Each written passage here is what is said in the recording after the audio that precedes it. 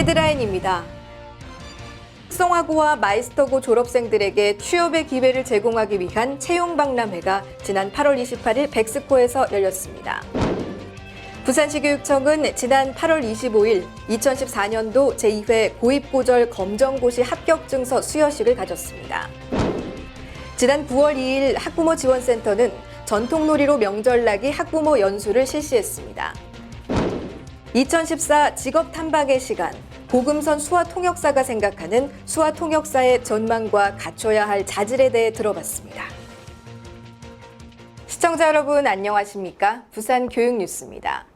학생들의 꿈을 키우는 신나는 교육, 감성을 가꾸는 건강한 교육, 함께 만드는 행복한 부산 교육 현장. 그럼 제437회 부산 교육뉴스 시작하겠습니다. 먼저 첫 번째 소식입니다.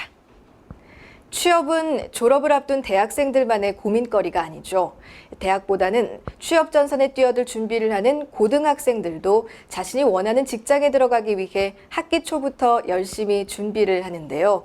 지난 8월 28일에는 특성화고와 마이스터고 졸업 예정자의 취업을 지원하기 위한 채용박람회가 백스코에서 열렸습니다. 부산시 교육청과 부산시 고용노동청 그리고 지역 유관기관이 공동으로 개최한 이번 채용박람회에는 부산 지역 내 특성화고와 마이스터고 졸업 예정자 1000여 명과 70여 개의 지역 우량 중소 중견기업이 참가했는데요. 현장 면접만 실시했던 기존 방식에서 벗어나 학생들이 가지고 있는 끼와 재능을 직접 발휘할 수 있는 열린 채용 오디션 방식으로 진행됐습니다. 병역 특례 설명회와 일자리 사업 홍보관, 이벤트관 등 취업에 도움이 되는 다양한 부대 행사도 마련돼 이날 참가 학생들은 직장을 선택하는 데 큰 도움이 됐습니다. 이번 박람회는 정부의 선취업 후 진학 지원 사업의 일환으로 개최됐는데요. 특화된 채용 박람회 행사로 특성화고와 마이스터고 고교생들에게 다양한 일자리를 소개하고 취업 기회를 제공하는 좋은 기회가 됐습니다. 평균 수명이 늘어나면서 인생 2막을 준비하려는 사람들의 교육 열기가 갈수록 뜨거워지고 있습니다. 가난 때문에 배움을 포기했다가 다시 공부를 시작한 할머니, 할아버지들. 이들 가운데 2,640명이 고입고졸 검정고시에 응시해서 무려 1,627명이 합격했다고 하는데요.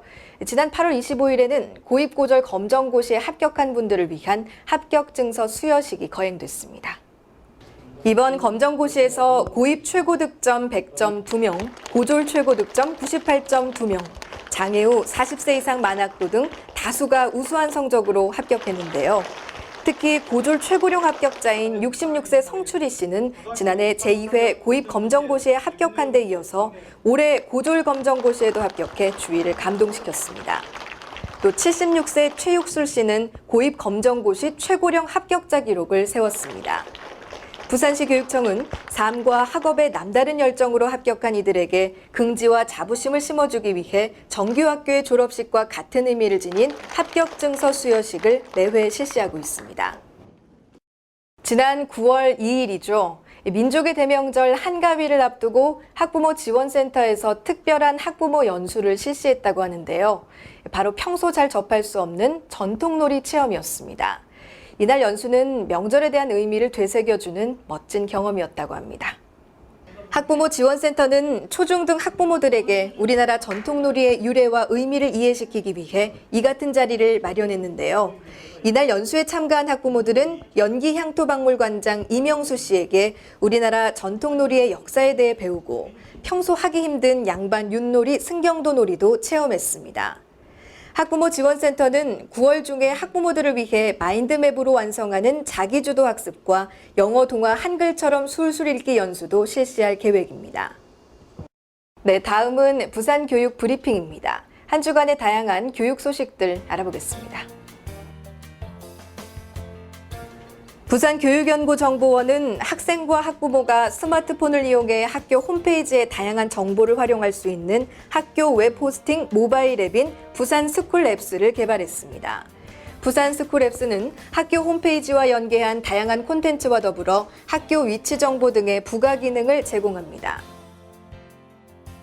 동래초등학교 김태은 최필립 학생이 제60회 전국과학전람회에서 대통령상을 수상했습니다.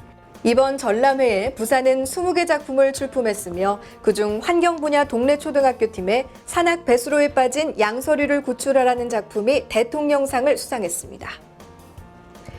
백운초등학교 학생들과 교사들은 한가위를 맞이해 지역 내 도움의 손길이 필요한 독거 어르신들을 돕기 위해 사랑의 쌀 나누기 행사를 실시했는데요. 지난 9월 4일에는 전교생이 모은 사랑의 쌀을 정성스럽게 포장해 독거 어르신 300명에게 전달하는 쌀 전달식을 가졌습니다. 다음은 올해부터 부산 교육뉴스를 통해 매월 주제별로 기획 방영되는 직업탐방 코너입니다. 부산시 교육청은 부산 학생들의 자기주도적 진로 설계 능력을 향상시키고 진로 동기를 부여하기 위해서 진로 교육 활성화에 힘쓰고 있는데요. 부산 교육뉴스에서도 다양한 직업 탐방을 통해 학생들의 진로 선택에 도움을 주고자 합니다. 오늘 그 네 번째 시간인데요. 고금선 수화 통역사를 만나봤습니다.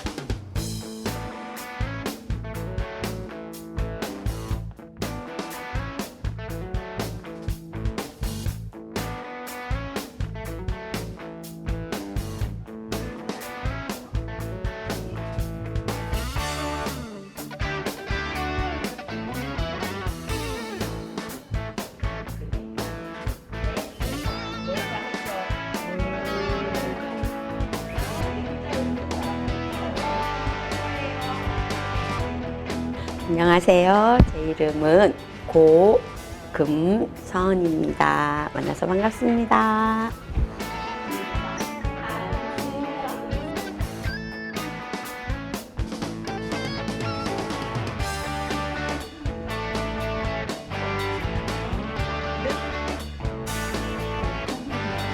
아닙니다. 수화는 만국 공통어는 아니고요. 우리나라는 가나다라고 영어는 ABCD고 일본어는 히라가나, 가라카나로 시작하잖아요. 그래서 다 다릅니다. 그렇지만 요즘은 글로벌 시대라고 해서 국제 수화라고 모두 같이 사용할 수 있는 수화가 있습니다.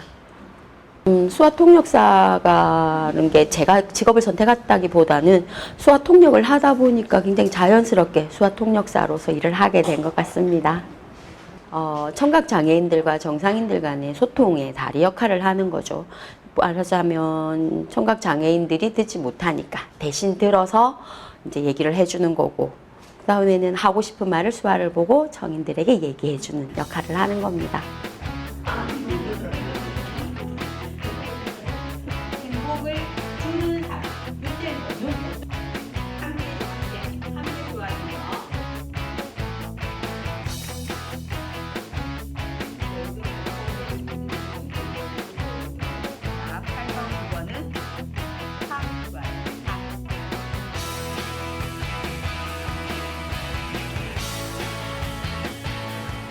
네, 보통은 사람에 따라 다르겠지만 보통 한 3, 4년 정도는 해야 된다고 봅니다.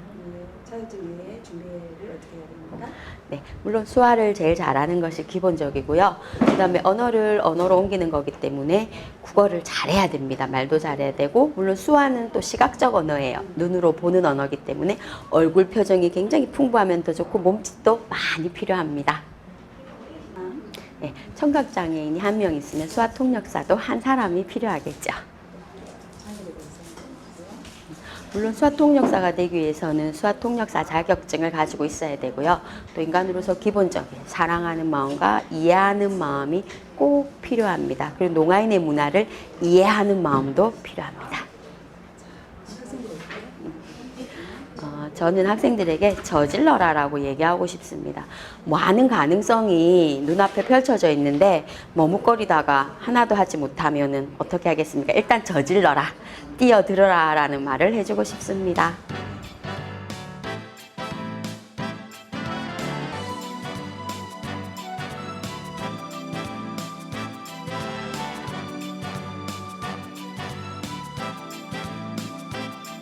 네, 항상 모든 일에 최선을 다하고 열심히 배우면 미래는 꼭 성공할 수 있습니다.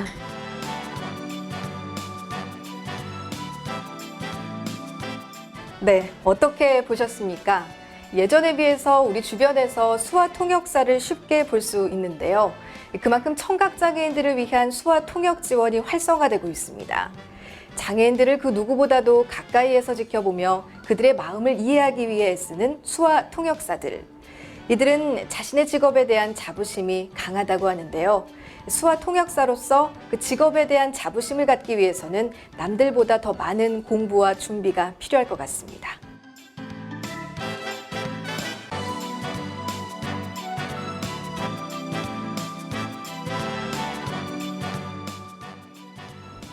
계속해서 알림마당입니다.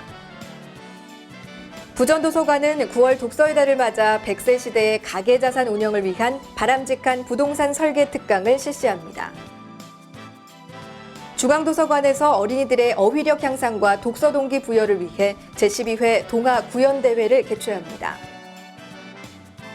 해운대도서관에서 자원봉사자와 자원봉사를 희망하는 지역 주민을 대상으로 책 읽어주기 자원봉사자 교육을 실시합니다. 이상으로 부산 교육 뉴스를 마치겠습니다. 앞으로도 부산 교육가족과 시민이 참여하고 공감하는 뉴스를 제작하도록 하겠습니다.